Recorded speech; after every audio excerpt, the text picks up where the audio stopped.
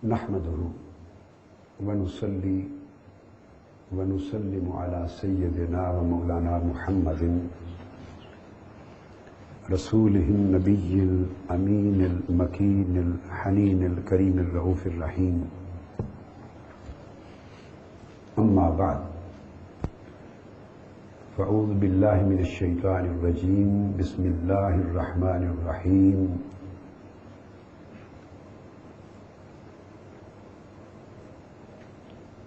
وما يعقلها إلا العالمون. صدق الله مولانا العظيم.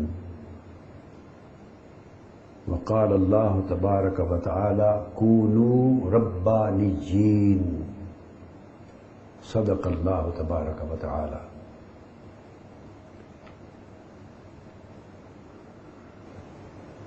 صلی اللہ تعالی علی سیدنا و مولانا محمد وعلی آلہ و ازواجہ و اولادہ و بناتہ و اہل بیتہ و ذریتہ و خلفائہ الراشدین المہدیین و صحابتہ الکرام المتقین المخلصین والتابعین والتبع التابعین و ائمۃ الطاہرین و اولیاء اللہ الصالحین و علینا معہم اجمعین. معزز مشائخ اعظام اور جلیل القدر اساتذہ علم و فن، علماء کرام اور جملہ اہل علم حضرات اور معزز خواتین، الحمدللہ تعالی اللہ جل مجدہ کی توفیق اور اس کا فضل و کرم ہے جس سے ہم آج ایک نہایت ہی اہم موضوع پر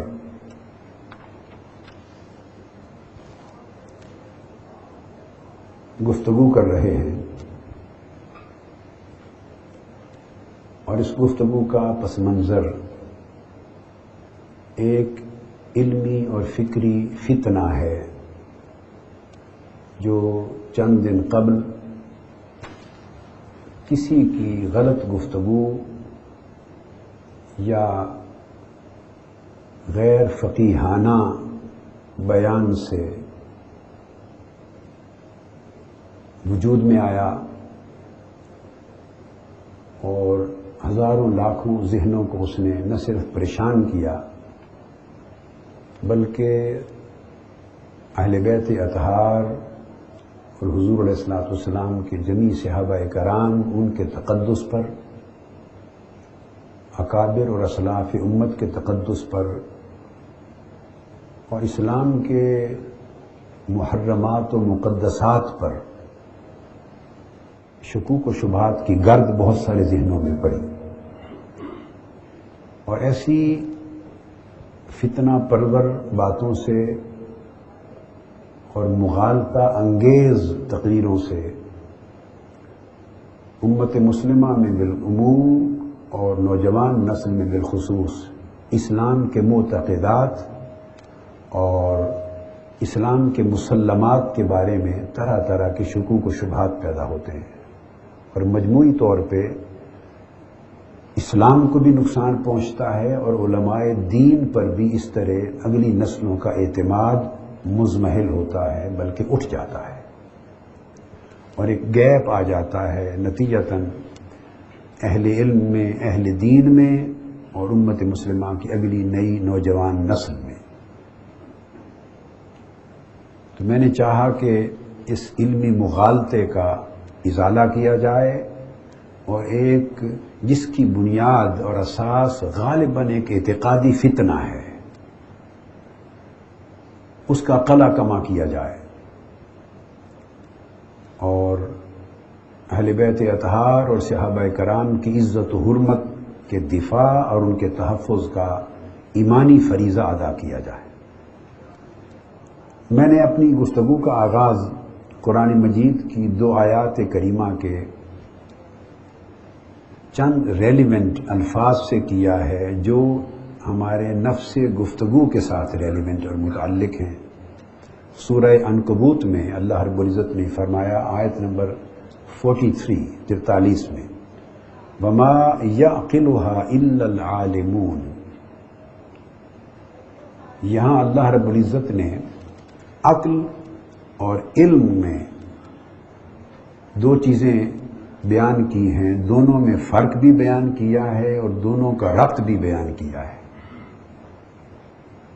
کہ اس چیز کو صرف وہی لوگ سمجھتے ہیں جو صاحبان علم ہیں. اس کا مطلب یہ ہے کہ کسی چیز کے صحیح فہم کے لیے، تعقل کے لیے اور تفقہ کے لیے، کسی چیز کو کہ صحیح طور پہ سمجھنے کے لیے اس سبجیکٹ کا عالم ہونا ضروری ہے.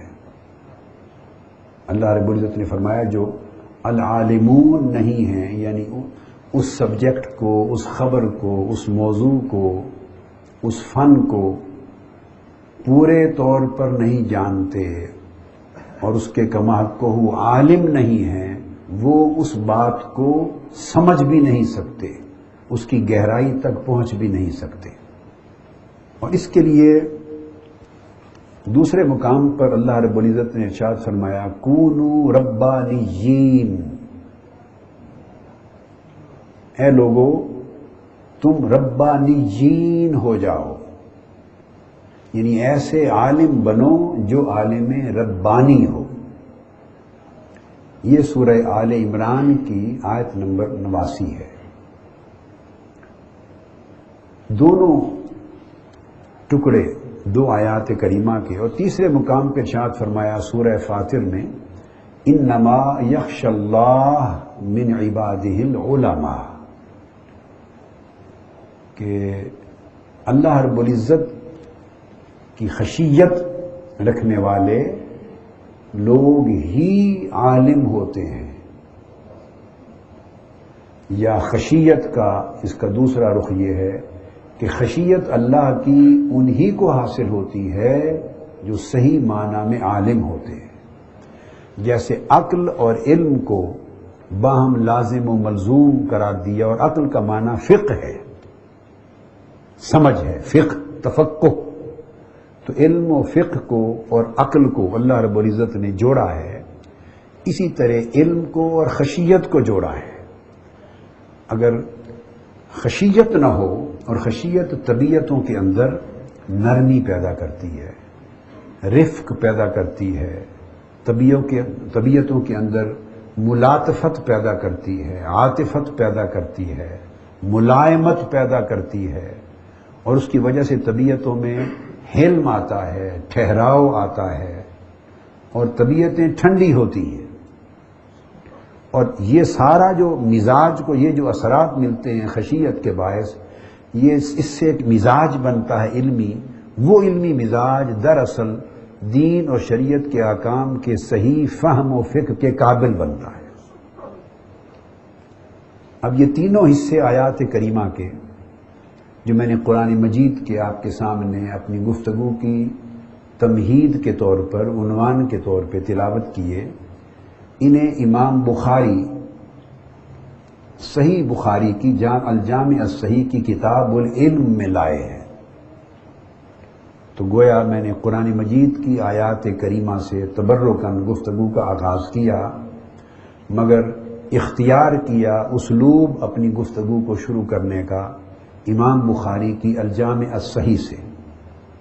انہوں نے کتاب العلم میں ایک باب قائم کیا ہے، اور وہ باب بہت ریلیونٹ ہے ہمارے آج کے موضوع کے ساتھ.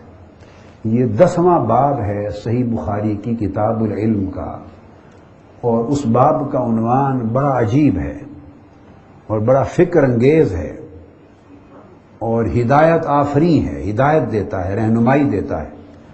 باب امام بخاری نے قائم کیا ہے باب العلم قبل القول والعمل، کہ کچھ بات کہنے سے پہلے اس کا علم ہونا ضروری ہے. یہ باب ہے کہ علم قول سے پہلے ضروری ہے. بعض لوگ قول کو مقدم کر دیتے ہیں علم پر، علم نہیں ہوتا بات کر دیتے ہیں.